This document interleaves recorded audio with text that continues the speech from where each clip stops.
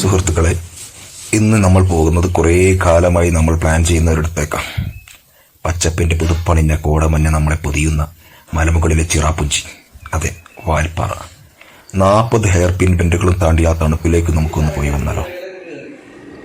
വാൽപ്പാറയ്ക്ക് 44 kilometre, Athirappilly 112, Sholayur 60 kilometre, ഒരു waterfalls ഒക്കെ ഉണ്ട്. ചെക്ക് പോസ്റ്റ് കഴിഞ്ഞ് ചുരം കയറിയിട്ട് തുടക്കത്തിൽ കാണാൻ കഴിയുന്ന നല്ലൊരു വ്യൂ പോയിന്റ് ഈ ആലിയാർ ഡാമിന്റെ ഒരു സൈഡ് ഭാഗം അങ്ങനെ കാണാൻ പറ്റും. ആളിയാർ ഡാം കഴിഞ്ഞാൽ പിന്നെ തുടങ്ങുകയാണ്. ഓരോ വളവ് കഴിയുമ്പോഴും താഴെ ആളിയാർ ഡാമിന്റെ ഭംഗി ഇങ്ങനെ കൂടി കൂടി കൂടി വരും. ഈ 40 ഹെയർ പിൻ ബെൻഡുകൾ കയറുന്നത് ഒരു പ്രത്യേക ഫീൽ തന്നെയാണ്.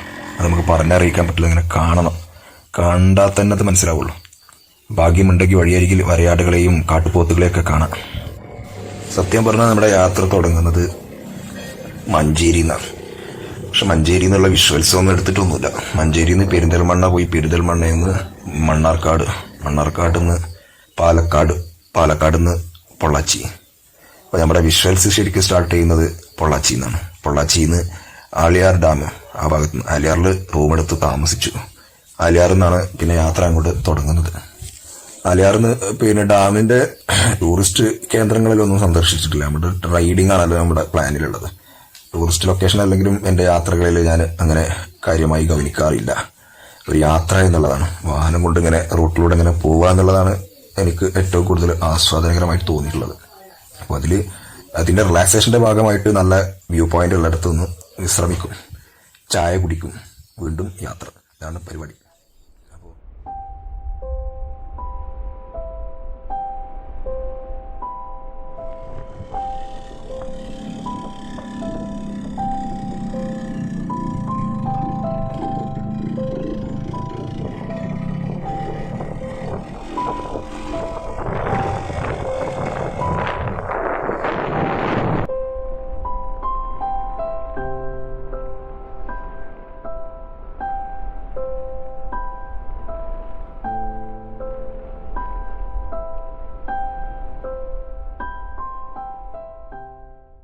വല്ലാത്തൊരു ഫീലാണ്. ഈ സമയത്ത് പോകുന്നോണ്ടാണെന്നറിയില്ല, ഭയങ്കര രസമായിട്ടുണ്ട്. ഇതിങ്ങനെ നമ്മളിങ്ങനെ ഏതോ ലോകത്തിൽ കൂടെ പോകുന്ന പോലെയാണ്. ഈ രണ്ട് സൈഡിലുള്ള ഈ പച്ച നിറങ്ങൾ ഇതെല്ലാം കാണലും, മുമ്പോട്ട് ഇങ്ങനെ പോകുമ്പോൾ ചെറിയ രീതിയിൽ കോട ഇങ്ങനെ മഞ്ഞിങ്ങനെ വരലും, പിന്നെ ഈ ഒരു യാത്രയും. പിന്നെ നമ്മുടെ വണ്ടി യമഹയാണ്, RX ആണ്. RX പോകുന്നതിൻ്റെ ഒരു വേറൊരു സുഖം അതുമുണ്ട്. അങ്ങനെ മുമ്പോട്ട് ഇങ്ങനെ എന്താ പറയുക, ഒരു സ്വപ്ന സാക്ഷാത്കാരം പോലെ ഇങ്ങനെ പോയിക്കൊണ്ടിരിക്കുകയാണ്.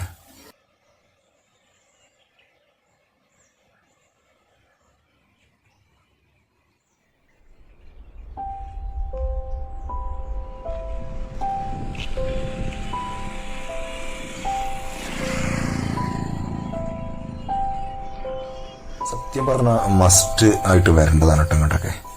ഇത്തരത്തിലുള്ള സ്ഥലങ്ങളൊക്കെ കാണുമ്പോൾ ശരിക്ക് ഇപ്പോൾ നമ്മൾ ഈ ആലിയാർ ഡാമിന്റെ ഒക്കെ ചുറ്റുവട്ടൊക്കെ കാണുമ്പോൾ അതിന്റെ അപ്പുറമൊക്കെ ഒരുപാട് സഹ്യപർവ്വതങ്ങളാണല്ലോ. അത് സഹ്യപർവ്വതങ്ങളുടെ ഒരു ഏരിയ ആണല്ലോ. അപ്പൊ അത് ഈ വെസ്റ്റേൺ ഘട്ട് ഇങ്ങനെ കാണുമ്പോൾ ശരിക്ക് ഖുർആനില് പിന്നെ അൽ ജിബാൽ ഔത്താദ എന്ന് പറയുന്ന ഒരു ആയത്തുണ്ട്. ഈ ആയത്ത് ശരിക്കും ഓർമ്മ വരും. പർവ്വതങ്ങളെ നാം ആണിയാക്കി എന്നതിൽ പറയുന്നത്. പർവ്വതങ്ങളെ ആണിയാക്കി ഭൂമിയുടെ ഈ നിലനിൽപ്പിന്, അഥവാ ഭൂമിയുടെ ആ ഒരു അങ്ങോട്ടും ഇങ്ങോട്ടും ഷെയ്ക്കാവാതെയുള്ള അതിൻ്റെ ആ കറങ്ങലും അതിൻ്റെ ആ ഒരു സഞ്ചാരം ഉണ്ട്, ഭ്രമണപഥത്തിലുള്ള സഞ്ചാരം, അത് പെർഫെക്റ്റ് ആക്കാൻ സഹായിക്കുന്ന ഒരു ആണി പോലെയാണ് ഈ പർവ്വതങ്ങളൊക്കെ. പിന്നെ അതിൻ്റെയൊക്കെ ഉപയോഗം എന്ന് പറയുമ്പോൾ അത് മനസ്സിലാക്കുമ്പോൾ അതിലൊരു സയന്റിഫിക്കൽ വശങ്ങളൊക്കെ ഇങ്ങനെ ഗൂഗിളെല്ലാം സെർച്ച് ചെയ്ത് നോക്കിയപ്പോൾ അത് ഏകദേശം വളരെ കറക്റ്റാണ്. ആണി എന്നുള്ള ഒരു ഉപമയാണ്. പക്ഷെ ഈ ആണി അടിച്ച് നമ്മളൊരു സംഗതി നാട്ടി നിർത്തുന്ന പോലെയാണ് ഭൂമിനെ ഇങ്ങനെ കറക്റ്റ് ചെയ്യുന്നുണ്ട്. ചായ കുടിക്കാൻ ഇറങ്ങിയത്, നല്ലൊരു അറ്റ്മോസ്ഫിയർ ഉള്ള ഒരു ഷോപ്പ് കിട്ടി, പ്രീമിയം ചായ എന്നും പറഞ്ഞിട്ട്. അപ്പൊ അവിടെ ഇങ്ങനെ ഇരിക്കാൻ ഇതുപോലത്തെ ഒരു മരം കൊണ്ട് നിർമ്മിച്ചൊരു സീറ്റ് ഉണ്ട്. അവിടെ വെച്ചിട്ട് നല്ല തണുപ്പും ചായക്ക് നല്ല മൂടുണ്ട്. അതിന് മുകളിലൊരു തേയിലത്തോട്ടമാണ് കാണുന്നത്. തേയിലത്തോട്ടമാണ്. അതിന് മുകളിൽ റെസിഡൻഷ്യൽ സംഭവങ്ങളൊക്കെ ഉണ്ട്, താമസ റൂംസും കാര്യങ്ങളെല്ലാം ഉണ്ട്. റെൻ്റെല്ലാം ഭയങ്കരമായിരിക്കും.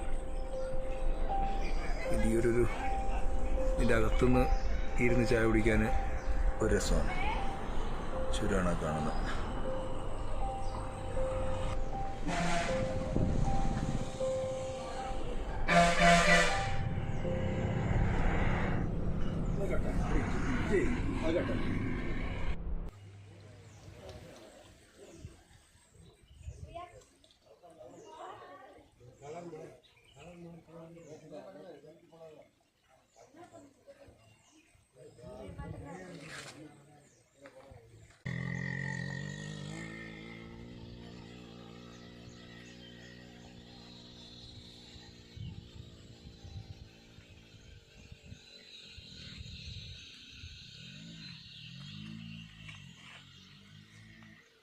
ഞങ്ങളങ്ങനെ ഈ വാൽപ്പാറ ചുരം ഇങ്ങനെ കയറി പോയിട്ട് അതിന്റെ ഏകദേശം ഒരു മധ്യഭാഗത്തൊക്കെ എത്തിയപ്പോൾ അതിന്റെ ചുറ്റുവട്ടത്ത് ചില റെസിഡൻഷ്യൽ ഇതെല്ലാം ഉണ്ട്, താമസിക്കാനുള്ള സംഭവങ്ങൾ.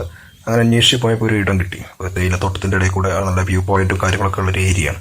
അതിലൂടെ ഇങ്ങനെ പോയിട്ട് ഒരു ചെറിയൊരു വില്ലയുണ്ട് താമസിക്കാനായിട്ട്. അപ്പൊ അതിന്റെ ഒരു കാര്യങ്ങളൊക്കെ അന്വേഷിക്കാനും അതിന്റെ ലുക്കിംഗ് എല്ലാം ഇങ്ങനെ ഉണ്ടെന്ന് ചെക്ക് ചെയ്യാൻ വേണ്ടിയിട്ട് ഇങ്ങനെ പോവാണ്. അപ്പൊ അത് പോകുന്ന വഴിയിൽ തേയിലത്തോട്ടങ്ങൾ നനക്കുന്ന കാഴ്ചയും നേരെ ഇത് ചെറിയ റോഡ് പോകുന്നത് നമ്മൾ താമസിക്കുന്ന ഏരിയയിലേക്കാണ്. ഇതിന്റെ ഫ്രണ്ടേജാണ് നിങ്ങളൊക്കെ കാണുന്നത്. അത്യാവശ്യം ഭംഗിയുള്ള ഒരു സംഭവമാണ്.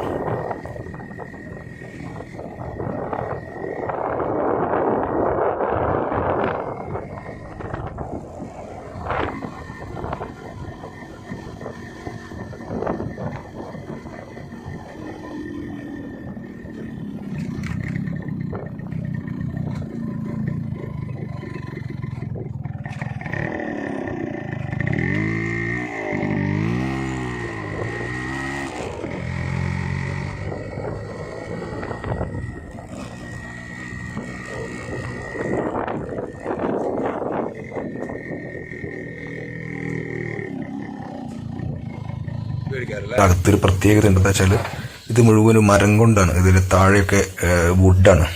അത്യാവശ്യം വുഡ് വർക്ക് നന്നായിട്ട് സംഭവമുണ്ട്. നല്ല കുഷീനുള്ള ബെഡും പിന്നെ അത്യാവശ്യം നല്ല വ്യൂവും പിന്നെ ഒരു ആംബിയൻസ് ആണ്, കോൾഡ് ആംബിയൻസ് ആണ്. ഒരു ഒറ്റക്ക് ഒരു ബംഗ്ലാവിൽ നിൽക്കുന്ന ഫീലാണ്.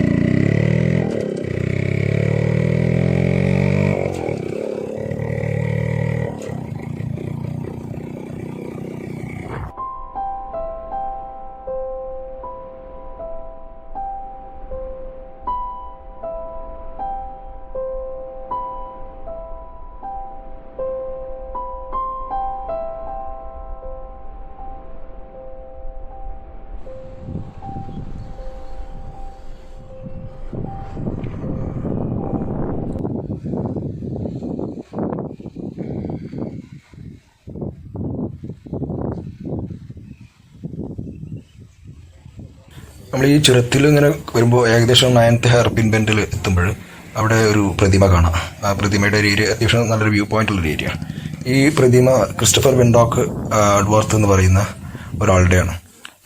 ഇദ്ദേഹത്തെ കൂടെ ഒരു ഹിസ്റ്ററി നോക്കുന്ന സമയത്ത് ഇദ്ദേഹം വാൽപ്പാറയുടെ ഈ തോട്ടമേഖലയുടെ വികസനത്തിന് തുടക്കം കുറിച്ചവരിൽപ്പെട്ട പ്രധാനപ്പെട്ട വ്യക്തിയാണെന്ന് പറയുന്നത്. ബ്രിട്ടീഷ് ഭരണകാലത്ത് തമിഴ്നാട്ടിലെ ആനമലൈ കുന്നുകളിൽ ആദ്യമായിട്ട് കാപ്പി തേയിലത്തോട്ടങ്ങൾ ആരംഭിച്ചവരിൽപ്പെട്ട അതിൽപ്പെട്ട ഒരാളാണ്. കാർവർ മാർഷിന്റെ സഹപ്രവർത്തകനായിരുന്നു എന്നൊക്കെ ഹിസ്റ്ററിയിൽ നോക്കി കാണാൻ പറ്റുന്നുണ്ട്.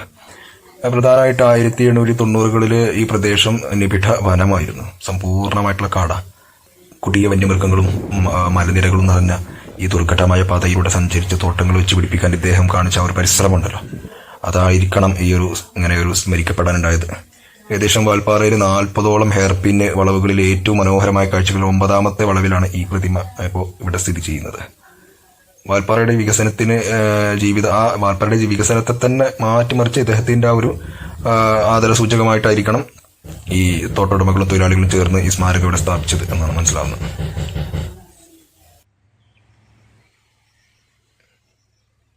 സ്വാഭാവികമായിട്ടും കടുവയുള്ള ഈ സ്ഥലമാണ്, കടുവ ഇറങ്ങി വിളയാടുന്ന സ്ഥലം, ഇവരൊക്കെ രാത്രി വിളയാടുന്ന സ്ഥലമാണ്, മൃഗങ്ങളുടെ ഒക്കെ സ്ഥലമാണ്. കൊടും കാടാണല്ലോ. അപ്പൊ കാടാവുമ്പോൾ സ്വാഭാവികമായിട്ടും വന്യമൃഗങ്ങൾ ഉണ്ടാവില്ലേ. പിന്നെ ഈ മൃഗങ്ങളെയൊക്കെ ഇങ്ങനെ കാണുമ്പോൾ ഞാൻ പറഞ്ഞില്ലേ, നേരത്തെ പറഞ്ഞ പോലെ ഖുർആൻ പറയുന്നതുണ്ട്, നിങ്ങൾ ഭൂമിയിലൂടെ യാത്ര ചെയ്യൂ, യാത്ര ചെയ്തിട്ട് എങ്ങനെയാണ് സൃഷ്ടാവ് സൃഷ്ടിച്ചതെന്ന് കണ്ട് മനസ്സിലാക്കുമെന്ന് പറയുന്നുണ്ട്. അത് നോക്കുമ്പോൾ ആ രീതിയിൽ നോക്കുമ്പോൾ അതൊക്കെ ഭയങ്കര അത്ഭുതമാണ്. ഓരോ സൃഷ്ടികൾ കാണുമ്പോൾ ഓരോ ചെടികളും മരങ്ങളും ഒക്കെ വ്യത്യസ്ത നിറത്തിലെ മരങ്ങൾ, പർവ്വതങ്ങളുടെ കിടപ്പുവശം, കോടമഞ്ഞ്, രാവിലെ സൂര്യൻ ഉദിച്ചു വരുന്നു, ഉച്ചയാവുക, വൈകുന്നേരമാവുക, രാത്രി കടന്നു വരിക. ഇവിടെ ഒരു അത്യാവശ്യം ഒരു വെറൈറ്റി ആയിട്ട് നമുക്കൊരു മൂഡ് കിട്ടുന്ന ഒരു ഷോപ്പ് കണ്ടു, ഒരു ടീ ഷോപ്പ് നിങ്ങൾക്ക് കാണാം.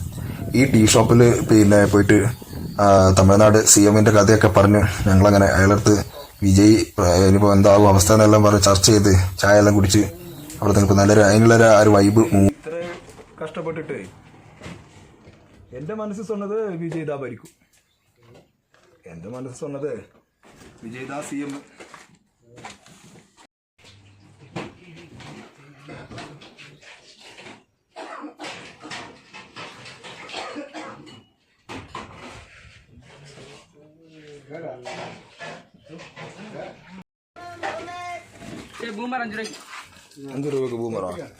ഇപ്പൊ നിങ്ങൾ കാണുന്ന ഈ ഏരിയ പിന്നെ ഒരുപാട് മുകളിൽ പോയിട്ട് ചുരത്തിന്റെ മുകളിൽ നിന്ന് താഴേക്ക് നല്ല പരന്ന് കാണുന്ന ഒരു വ്യൂ ആണ്. താഴെ ഇങ്ങനെ ഓരോ മരങ്ങളാണ്. അതിലിങ്ങനെ ചില മരങ്ങളുടെ ഇലകൾ ഇങ്ങനെ മഞ്ഞ കളറിൽ കാണാം. അത് ക്യാമറ വീഡിയോയിൽ എത്രത്തോളം അത് ഉൾക്കൊള്ളുന്നുണ്ടെന്ന് എനിക്കറിയില്ല. നമ്മുടെ കണ്ണുകൊണ്ട് ഇങ്ങനെ കണ്ട സമയത്ത് അപാര സൗന്ദര്യമായിട്ട് തോന്നി. ആ ഒരു വ്യൂ സീനറിയോ എന്റെ മനസ്സിൽ വീട്ടിൽ വന്നിട്ടും കണ്ണടച്ച് കിടക്കുമ്പോൾ ആ സീനറി എനിക്ക് ഒരു സ്വപ്നം പോലെ വന്നിട്ടുണ്ടായിരുന്നു. അത്രയൊരു ഭംഗി എനിക്കതിൽ ഫീൽ ചെയ്തു. ആ ഒരു ഏരിയ ആണ് എനിക്ക് കാണുന്നത്. ഇവിടെ ഇങ്ങനെ നിന്ന് കാണാൻ കഴിയില്ല. ഫോറസ്റ്റ് ഓഫീസറുണ്ട് മുകളിൽ, മുമ്പ് പറയുന്നുണ്ട്. ഞങ്ങളിങ്ങനെ റിക്വസ്റ്റ് ചെയ്തപ്പോൾ പെട്ടെന്ന് ഫോട്ടോ എടുത്തിട്ട് വീഡിയോ എടുത്തിട്ട് പെട്ടെന്ന് പോകണം കേട്ടോ എന്ന് പറഞ്ഞിട്ടാണ് ഞങ്ങൾ. അതുപോലെ നമ്മൾ നേരത്തെ പറഞ്ഞ ആലിയാർ ഡാമിന്റെ ഏറ്റവും മനോഹരമായൊരു വ്യൂ ഉണ്ടല്ലോ, ആ വ്യൂ കാണുന്ന ഒരു ലൊക്കേഷനാണിത്. ഇവിടെ ഇപ്പോൾ ബാനാണ്, ഇങ്ങോട്ടേക്ക് ഈ പുറം കയറിയിട്ടൊന്നും ഇപ്പോൾ കാണാൻ കഴിയില്ല. ഇതിൻ്റെ അതിനിടയിൽ കൂടെ ജസ്റ്റ് കയറിയിട്ട് വീഡിയോ എടുക്കാൻ വേണ്ടിയിട്ട് കയറിയതാണ്. അപ്പോൾ ഇയാൾ നിൽക്കുന്ന ഏരിയ ഒക്കെ ഭയങ്കര ഡേഞ്ചറാണ്. അങ്ങോട്ട് താഴേക്ക് പോയി കഴിഞ്ഞാൽ ഞങ്ങളിങ്ങനെ ചുരം ഇറങ്ങിയപ്പോൾ ഏരിയ കണ്ടു ഒരുപാട് താഴെ. ഏകദേശം ഇപ്പോൾ നിൽക്കുന്നുണ്ടാവും ഏകദേശം ഒരു 28-30 മുകളിലുള്ള ഏതോ എയർപിന്നിലാണ് ഉള്ളത്, കൃത്യമായിട്ട് ഓർക്കണില്ല.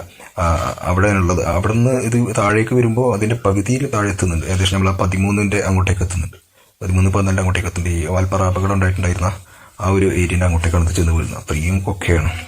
അപ്പോൾ ഈ ഇത്തിരി താഴ്ചയുണ്ട്. മാത്രമല്ല സീനറി ഒരു രക്ഷയില്ലാത്ത സീനറിയാണ്. പിന്നെ ഇവിടെ ഈ സൈഡിൽ കാണുന്ന കറുത്ത കളറിലുള്ള ഇതുണ്ടല്ലോ, പാറകളുണ്ടല്ലോ, ഇതിന്റെ ഇടയിൽ വരയാടുകളെ കാണാറുണ്ട് എന്നാണ് പറയുന്നത്. ഇപ്പൊ ഈ സമയത്ത് നമുക്ക് കാണാൻ പറ്റിയില്ല, വരയാടുകൾ വരാറുണ്ട് എന്ന് പറയുന്നുണ്ട്. അവിടെ ഉണ്ട്. രാവിലെ ഏർലി മോർണിംഗിൽ നമ്മൾ കയറി കഴിഞ്ഞാൽ നോക്കിക്കഴിഞ്ഞാൽ കാണാൻ കഴിയും. അതുപോലെ കടുവ ഉണ്ടാവാൻ സാധ്യതയുണ്ട്. അതുപോലെ തന്നെ ഇങ്ങനെയുള്ള ഏരിയകളിലെ കടുവകൾ രാത്രിയൊക്കെ അവരൊക്കെ ഒറ്റക്ക് വന്നിരിക്കുന്ന ഏരിയ ആയിരിക്കും. ഭയങ്കര ഭീകരമായ സൗന്ദര്യമാണ് കേട്ടോ, ഒരു രക്ഷയില്ല. ഞങ്ങൾ ഏകദേശം 1 മണിക്കൂറോളം അവിടെ സ്പെൻഡ് ചെയ്തിട്ടുണ്ട്. അവിടെയുള്ള ആദിവാസി പീപ്പിൾസ് അവർ വന്നിട്ടുണ്ടായിരുന്നു. അവരുടെ അടുത്ത് ഇങ്ങനെ സംസാരിച്ച് അവരുടെ കൂടെ ഇങ്ങനെ വെറുതെ ഇങ്ങനെ അവിടെ ഇരുന്നു. അവർ പറയുന്നത് അവരുടെ വീട്ടിലെല്ലാം ക്ഷണിച്ചിരുന്നു, കാട് വഴി വീട്ടിൽ പോകാൻ താമസിക്കാൻ ക്ഷണിച്ചിട്ടുണ്ടായിരുന്നു. ഒരിക്കലാവാന്ന് കരുതി. ആലിയാർ ഡാമിൽ നിന്ന് വരുന്ന വെള്ളമാണ് ഈ കാണുന്നത്. ആ കാണുന്നതാണ് ഡാം. ദൂരെ കാണാൻ പറ്റും ആലിയാർ ഡാം. ഇതിന്റെ ഒരു മനോഹരമായ കാഴ്ചയാണ് കാണുന്നത്. നിങ്ങൾ എന്ത് ഭംഗിയുള്ള കാഴ്ചയാണെന്നറിയോ. ഇത് ഈ സൈഡില് വലിയ പർവ്വത നിരകളാണ്. താഴെ ഇങ്ങനെ അവിടെ ചുരം റോഡ് ഇങ്ങനെ വരുന്നുണ്ട്. വളഞ്ഞു പോകുന്നതാണ് ആ റോഡ്. ഇങ്ങനെ പോകുന്ന റോഡ്.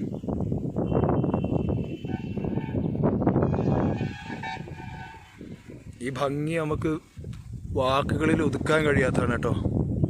ഇവിടെ ഈ വരനാടുകൾ ഉണ്ടാവും എന്നാണ് പറയുന്നത്. ചിലപ്പോൾ അതിരാവിലെയൊക്കെ വന്ന് ഇവിടെ നിന്ന് കഴിഞ്ഞാൽ നല്ല വരനാട്ടുകളെല്ലാം കാണാൻ പറ്റും. ഇപ്പം ഞങ്ങൾ ഏകദേശം ഒരു 4 മണി സമയമാണ്.